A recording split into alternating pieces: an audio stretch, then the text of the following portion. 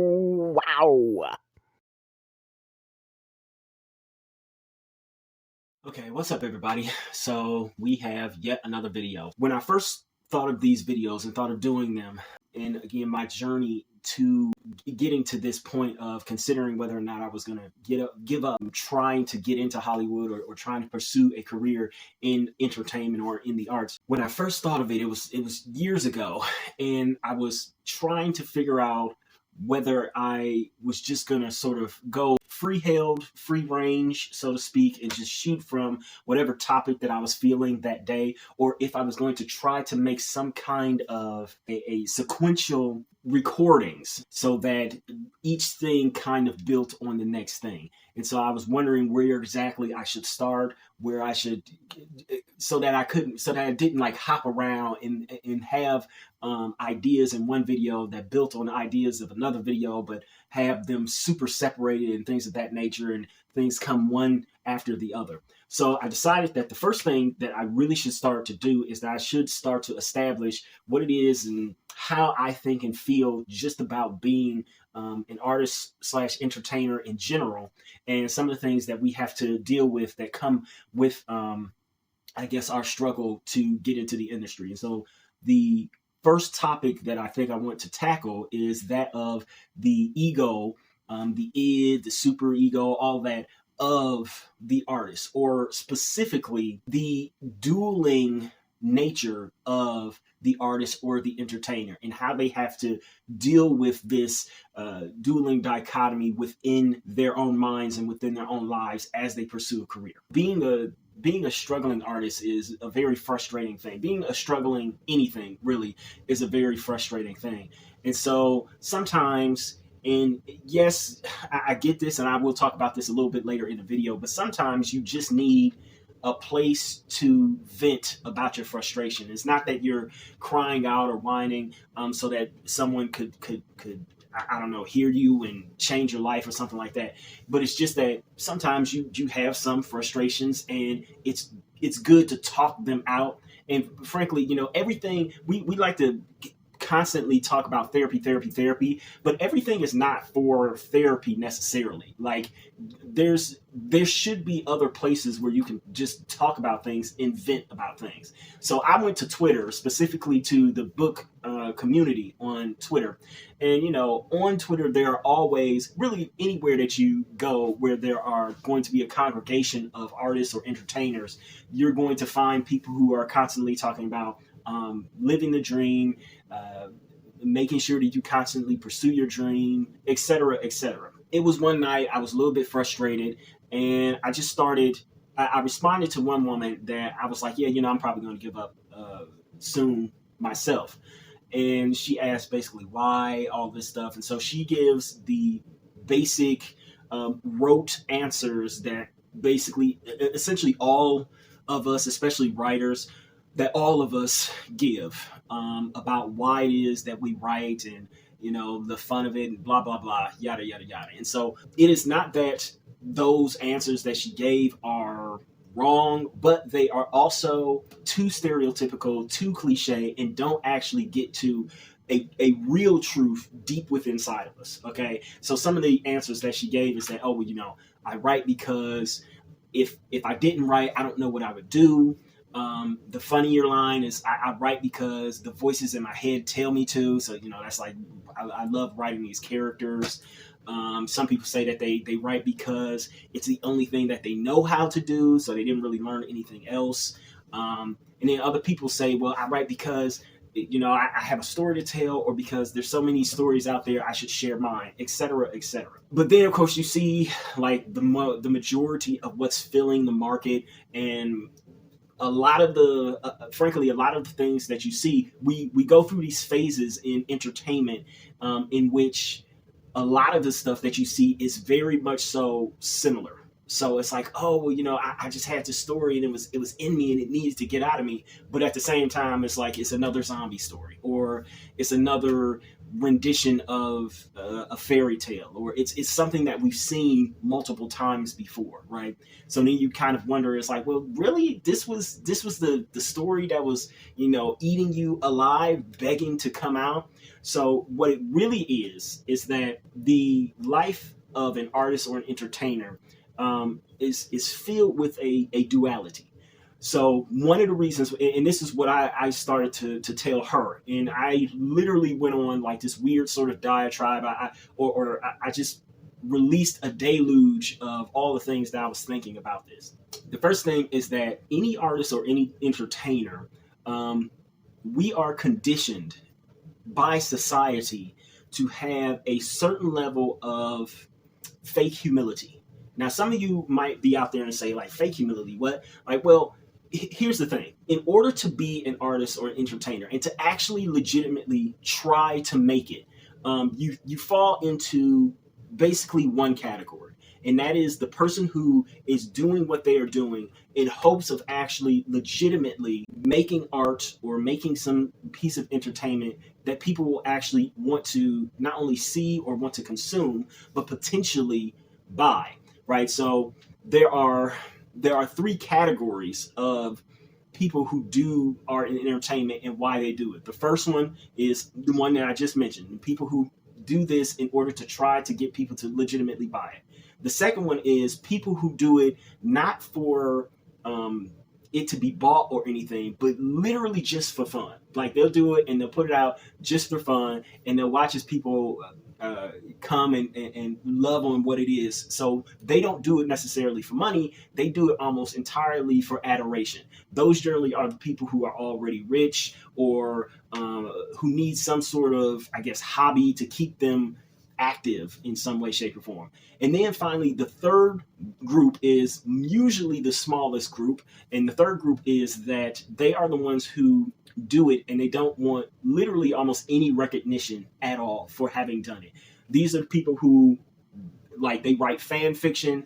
They will put their stuff up on various boards and things of that nature, like various free boards, message boards, Wattpad, what have you. And they'll just put it out there and they'll keep putting it out there essentially in perpetuity because they don't really care about, getting fans. Like they neither care about getting fans nor recognition or anything. They do it specifically just because they love it. But here's the thing. What usually happens is that group that does it simply just because they love it, generally somewhere around 50 to 75% of those people, once they see that they do have a fan base, they almost immediately then turn to, oh, well, I can monetize this because, yeah, I love doing this, but I can monetize it and turn it into something. So they quickly go from that third group all the way to the first group where it's like, well, now I'm doing this for money. So generally, what I'm talking about when I say that artists and entertainers have this duality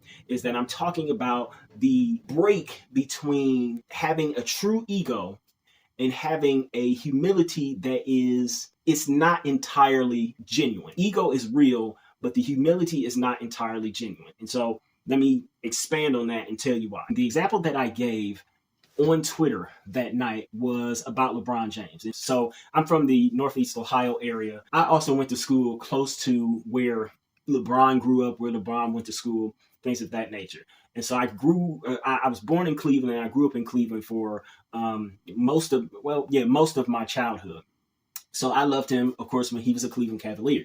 And for the better part of at least for the last 10 years, people have argued that he is probably the best basketball player alive. I would say, I would limit that, of course, to say the best basketball player alive and who is active in the NBA.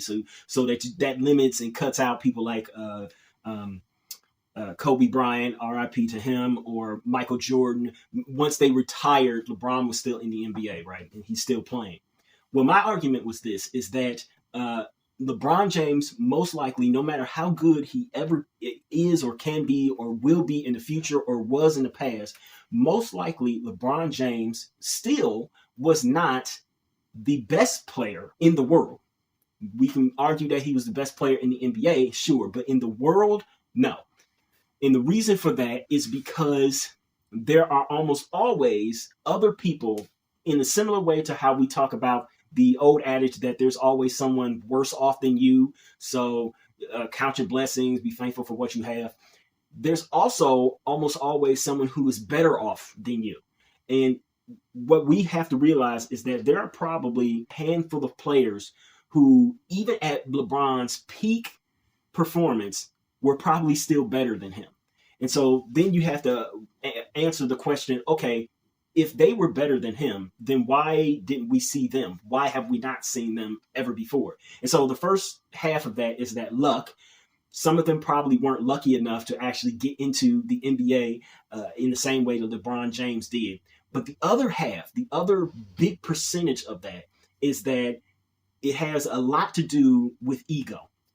LeBron James was put into a position in which he could exploit his ego and use that to leverage himself into the NBA and into being called the greatest player, greatest active player, greatest player on or in the world. At some point, in order to accomplish something, you have to not only believe that you can do it, but that you have to believe that you can do it at a high level. And this is essentially where the ego of the artist / entertainer comes in. And the humility of him, the natural humility, drops away. And the reason why is because there are almost always other people who do what LeBron James does, but not for a living. And so when you break down the life of an artist / entertainer, you have to start here, where you have to start that essentially, me as a writer, in order for me to potentially make it in the industry, I have to embrace a particular level of ego, of pride, of confidence, of whatever you want to call it, of arrogance, that basically lets me look around the entirety of the field and say that not only am I potentially better than them, but that even if they are willing to do something for free, or, you know, maybe their writing is better, or their writing is more subversive, or it's something, right? Not only do I have to say that my writing is probably just as good, if not better than theirs, but then I do have to push it further and say it is worthy of your, not only your attention, but then also your dollars or your adoration. So you see where I may start from a humble place and say that, well, you know, I'm just like everybody else. I just want to get my stories read. I just want to get them out there because I think that I have an interesting and unique take on something, or I have a story to tell. If I'm actually going to make it, I have to not only build a thick skin, but then I also have to embrace the idea that, yes, by me submitting my work to a publisher, to an editor, to somebody professional, I then have to be essentially saying in my heart and in my mind that, yes, my stuff is literally good enough to not only be published, but it's better than some of the other stuff that they've probably published, because this is going to be a hit for them. So I have to basically embrace a certain level of marketing before I can even legitimately get to the public. If I'm rejected by them, then I have to still have a big enough ego to say that, oh, well, they rejected me, but that's okay because now I'm going to submit to this other publisher. And then they reject me. Okay, that's fine. I'm going to submit to this other publisher, and so on and so forth. Is that, again, anybody who builds up, let's say, over half a dozen rejections, and pretty much everybody will be rejected. We have stories of Stephen King being rejected, of J.K. Rowling being rejected, and they're these phenomenal, big heavyweight authors, right? Everyone will be rejected, but you have to tap into your ego and think to yourself that your stuff is good enough to be on the shelves next to things that people actually already do love. That is in no way, shape, or form humility. It just isn't. Being humble is going to be like, oh, well, maybe my stuff is good, maybe it's not. And almost as soon as someone says, yeah, your stuff is not good, your stuff actually sucks. It's terrible. It's like, oh, well, at least I tried. No, you have to stand up and have the confidence and say, yeah, you know what? You're wrong. My stuff is great. And it's like, my stuff is great and it's going to sell one day because it's so good that people are going to want to actually buy it. So there's a duality there to where, again, if ever we get up on a stage or something, or we get an award, or people actually do start buying our stuff and it does what we believed it could do, then suddenly we have to adopt a humility that's like, it's sort of like, oh, this is so amazing. I didn't know that this would ever happen. Not in my wildest dreams, blah, blah, blah. It's like, well, if you didn't ever think it would happen, then why would you even do it? The process of getting literally anything, not only just made, whether it's writing or whether it's acting or directing or whatever, just the process of trying to get to the stage in which something can be made is so incredibly disheartening. It is so incredibly breaking, spirit breaking. It is so incredibly just downright almost abusive and depressive. Okay. Again, you put your heart and your soul and all of your emotions into these things, whether you are auditioning for a role or whether you are a writer who is pouring their heart out onto a page. It's like Ernest Hemingway is credited with saying, all you have to do to write is cut yourself and bleed on the page. I know I'm paraphrasing it. I'm trying to rush a little bit here to make this video not as long. But regardless of that, you are bearing a certain level and a certain part of yourself when you try to create something within the entertainment industry. And so it hurts, and it is a lot of pain, and it hurts so bad that there's no way, unless you are just a complete and utter masochist, there's no way that you would submit yourself to that process, to that level of excruciating criticism over and over and over again, sometimes for years and years and years on end, if you didn't allow yourself to believe that whatever it is that you've created is something that is truly special and something that is truly amazing and something that is going to, I don't know, blow the socks off of whoever reads it or whatever. Your ego keeps you, it keeps an artist as sane as an artist can be. It is above and beyond what most other people do. I once read a statistic that goes that 95% of people that say that they will write a book or that want to write a book never do. Then you have that other 5% of people, which is still a huge number of people. They complete a book, but like more than half of them never actually submit it. They never submit the book. They'll never submit the screenplay that they wrote, or they'll always say that they're writing on it, they're working on it, but it's never done. You have to rise above and beyond all of that and essentially say that, yes, I am the 1%. I am the one. Invest money in me, because once you do invest money in me, I will return that investment with the work that I have done. That takes such an incredible amount of confidence, of arrogance, of again, whatever you want to call it, that it's hard to say that, yeah, I was humble through the whole process. Like, you can't be. It's an impossibility. You simply cannot be humble throughout the whole process. Artists, entertainers, we have to have that level of confidence, which again, it says that we come into a place, whether it's on a set or whether we go to a publisher's or wherever, whether we go into a bookstore, wherever, we have to go into that place, both believing that we are super blessed, super lucky just to be there, just to have that chance, just to have that experience, while at the same time, on the other hand, on the other shoulder, also believing that, yeah, we deserve this. Like, we are good enough to have gotten here. We should have been here the whole time. Our stuff is good. Our work is good. We can act. We can write. We can whatever. The people, the things that we write and the things that we produce, people are going to love. We have to have both of those dueling mindsets. So why then, you probably might ask, do I bring this up?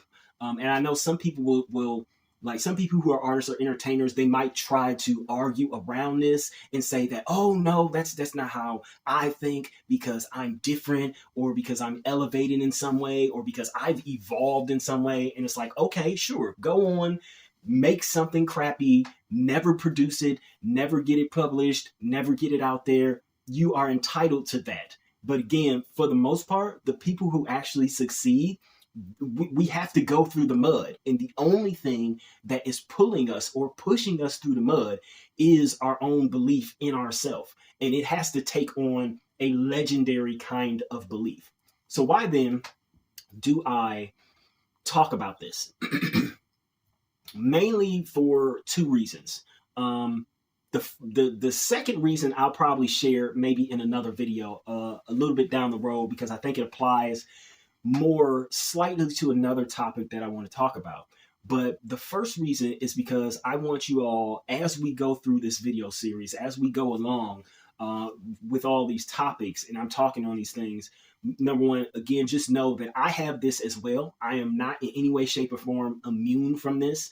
Like, yes, I go to sleep at night hoping and praying that someone will read some of my stuff and actually think like, oh, it's good. You know, Sally Fielding myself to sleep like, oh, they like me, they really like me, or at least hoping that they do.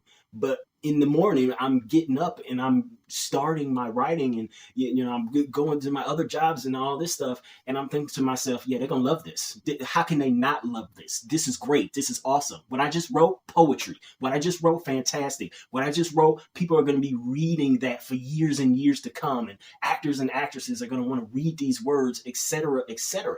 Because I have to think that way. I have to embrace that duality.